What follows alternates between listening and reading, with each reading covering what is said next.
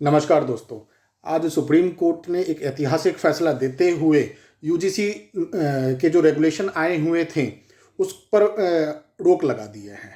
और इस प्रकार से हम देखते हैं कि चाहे कुछ भी हो जाए, संविधान, कार्यपालिका और न्यायपालिका, तीनों में से कोई भी एक अपने आप को बड़ा नहीं मान सकता है। सबके चेक एंड बैलेंस हमारे संविधान में दिया हुआ है।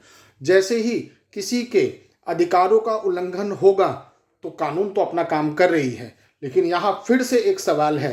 जिस प्रकार से कोर्ट ने अपना काम किया है, क्यों किया है? क्योंकि याचिकाएं लगी थी और याचिकाओं के आधार पर क्योंकि इसके आधार क्या थे? क्योंकि चुप रहना मना था, जिसका परिणाम हुआ कि कोर्ट ने अपना काम करते हुए डिसीजन लिया, एक संवैधानिक डिसीजन लिया, एक न्यायिक डिसीजन लिया और एक समानता के अधिकार यानी कि अनुच्छेद 14, 15, 21 सबको उन्होंने बैलेंस किया।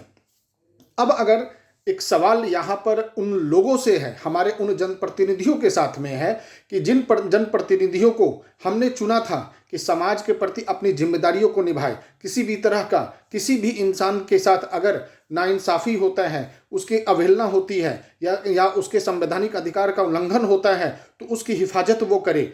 लेकिन जिस प्रकार से उनका रूखापन था, संवैधानिक अधिकार पर किसी भी तरह का जवाब नहीं देना, इस यूजीसी बिल के ऊपर में, इस यूजीसी रेगुलेशन के ऊपर में इनका जवाब न देना अपने आप में इनका वोट बैंक की राजनीति को दिखाता है। और हमें ये जरूर उनसे अब पूछना है, स्पेशली पूछना है कि जब सब लोग आपसे सवाल कर रहे थे तो उस समय आप लोग कहाँ गए हुए थे? लास्ट में तो सुप्रीम कोर्ट ही हमारा सहारा बना, वो न्यायपालिका ही हमारा सहारा बना, जिसके कारण आज चाहे वो जनरल वर्ग के लोग हों, चाहे पूरे सभी लोग हों, ओबीसी, एससी, एसटी, क्योंकि उन लोगों को भी पता था कि इस तरह से डिस्क्रिमिनेशन कम ना होकर डिस्क्रिमिनेशन बढ़ता।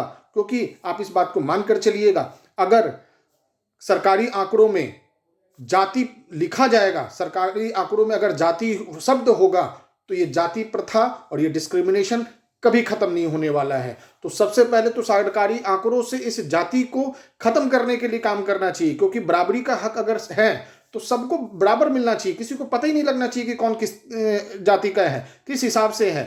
तो मैं सुप्रीम कोर्ट के इस पहल का बहुत ही अच्छे तरीके से तहे दिल से स्वागत करता हूँ और सभी को ये बोलता हूँ, सभी देशवासियों से ये आग्रह करता हूँ, चुप रहना मना है, अब जनप्रतिनिधियों से सवाल करना जरूरी है। नमस्कार दोस्तों।